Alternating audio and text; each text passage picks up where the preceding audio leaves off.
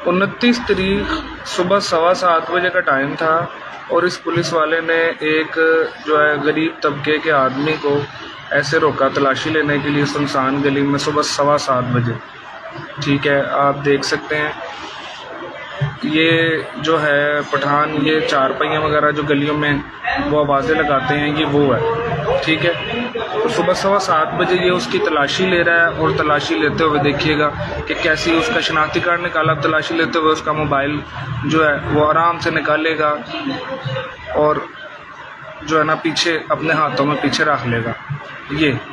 ये देखिए, ये उसने जो पीछे यहाँ पे मोबाइल रखा हुआ है उसके बाद अभी साथ ही पॉकेट में डाल लेगा। तो साथ फिर उसको कहता है कि मुझे जो है आप ये ID कार्ड लेके, कहता है मुझे थाने जाके वहाँ से मोबाइल मेरे से रिसीव कर लें। ये हालात हैं इस टाइम।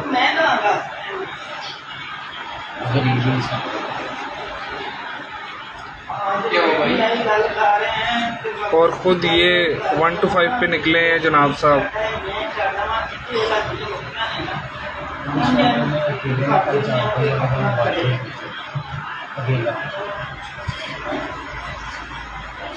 देखो मेरी गल